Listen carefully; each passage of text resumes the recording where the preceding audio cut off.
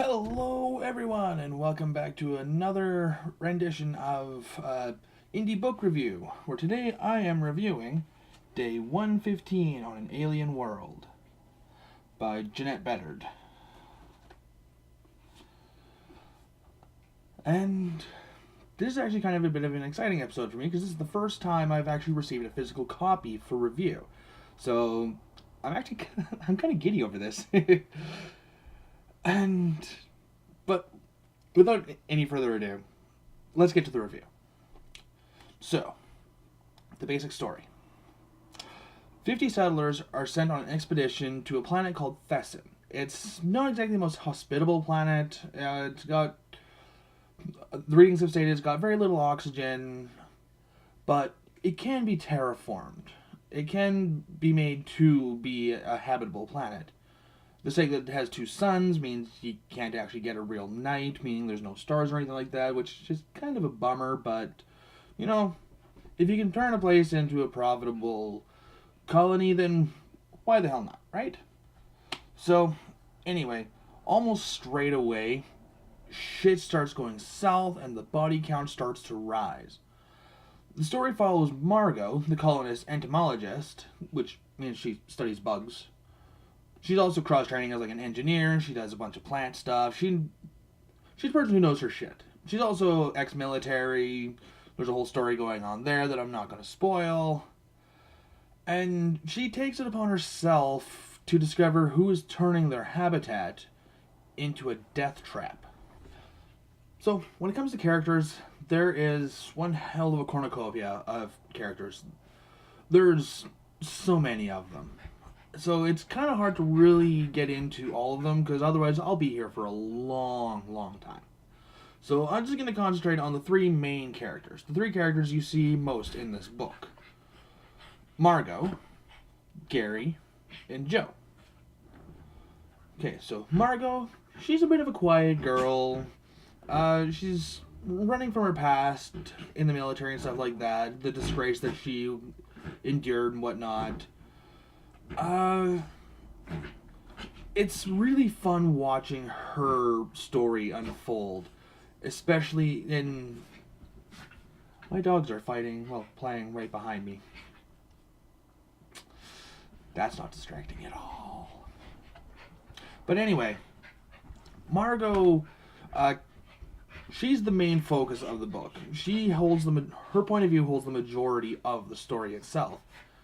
And she's a great character. I really enjoyed just who she was and everything that she had to go through in order to discover who the saboteur really is. And now that my dogs are no longer playing in the background, we can actually continue with this.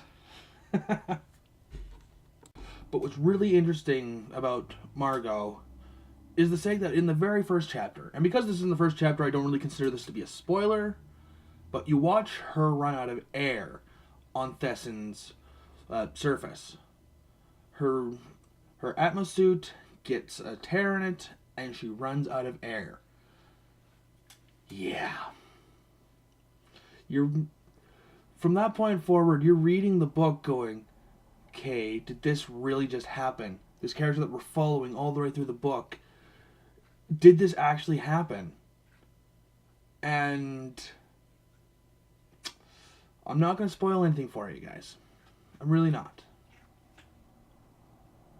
So I'm going to continue forward. Gary. Gary is Margot's husband.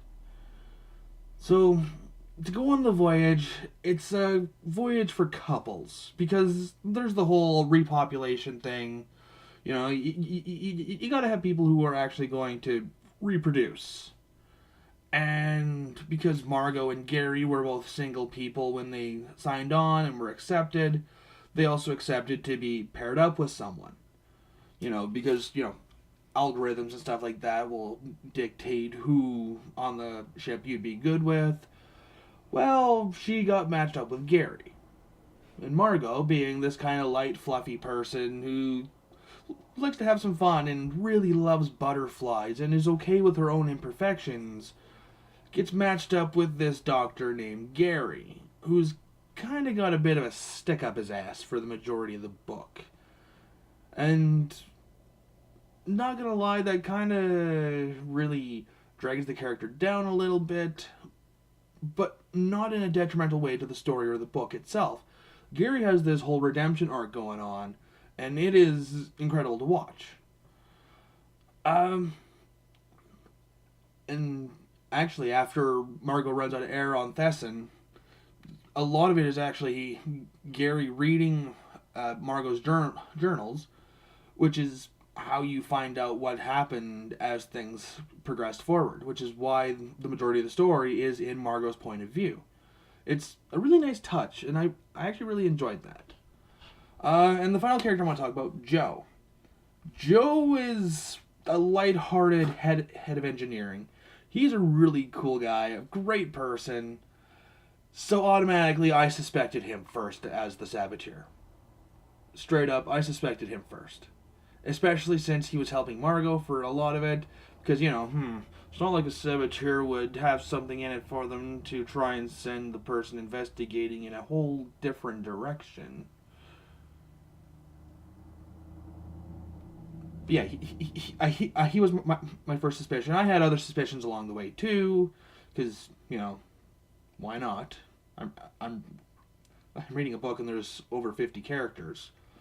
Not all the characters get mentioned or anything like that. Just clear your jets there. But yeah, Joe, really cool character. Really enjoyed reading about him, and just his connection with Margot. So yeah, that's the characters that I want to talk about anyway. There's so many others, and all of them are really interesting. All of them are, at least the ones that get touched upon, are really interesting people. Really great to read. So now I want to talk about the ending. Because, why talk about the middle first? I want to talk about the ending. The ending of this book blew me away. With how the story was written, I did not see the ending coming. I actually did not... None of my suspicions were even correct. I'll be honest there. None of my suspicions were correct. That may be a bit of a spoiler, the whole Joe thing, but you can be safe not suspecting Joe. Joe's a good guy. Straight up, great guy throughout the entire book. So yeah, you're good there. But yeah, my suspicions, I was wrong on every single one of them. Which is actually kind of an impressive thing. Really impressive. So, you tripped me up. That's awesome. So, moving on. Normally this is where I would mention my little nitpicks.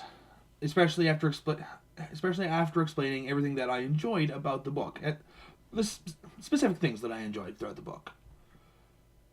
But unfortunately, or fortunately I guess, I don't have anything negative to say about Day 115 on an Alien World. It's incredible. It kept me interested for as long as I was reading it. Hell, the other day when I was hell-bent on trying to get this place clean, because, you gotta clean the place every once in a while, right? I had to take chapter breaks just so I can know more of what's going to happen. I had to know. This book kept me entranced. I brought this book to work with me. I was showing up an hour early so I could have some time to read. I had to read this book. I had to know what was going to happen next. And even though... Hell, even one thing that I actually do tend to be really nitpicky about, characters talking about other characters, and how they die before they've actually died in the story itself. The flash forward to the present, they talk about a character who dies, and then in the flashback, the character dies. I tend to be really nitpicky about that sort of thing, but honestly, that really worked for this book's advantage.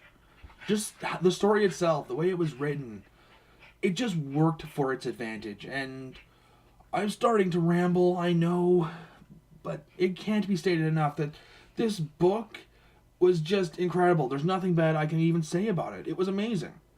And with how much I enjoyed this book, and the sake that instead of writing, instead of, focusing on cleaning, instead of focusing on anything else, this book had me hooked throughout the whole way. This book gets a straight up 10 out of 10. This is not something that I give out lightly, and honestly, I did not expect to have this sort of a rating so soon in my indie book review series. Yeah, this book has made my all-time favorite top 10 list. It's incredible. It's amazing. And everyone should be checking this out. I mean, if you're wondering if you would like this, if you're a fan of The Expanse, or any space opera in general, you'll love this book. Shit. If you enjoy suspense, drama, or just plain good writing with a good story and believable characters, you will love this book. But anyway, that's all I got for you guys for today. If you'd like to know more about the book or the author herself, I'll have links down in the description. Feel free to comment. If you would like me to review your book, I will have my email down in the description as well. And send me an email. There is a 9.99999% chance that I will say yes to reviewing your book. I am always up for reading new stuff, and from authors that I've never read before. I am all for helping out indie authors. I am all for reading in general. So, it doesn't matter if you've got a sci-fi, a YA fantasy, a western. I read westerns. I like westerns, too. Feel free to contact me. Like I said, there is a very, very, very good chance that I will say yes. The only times I'll actually ever say no is if it's nonfiction or erotica, because I just don't like those. But anyway, thanks for tuning in. I'm Quinn W. Buckland, indie author and indie book reviewer. Have a good one.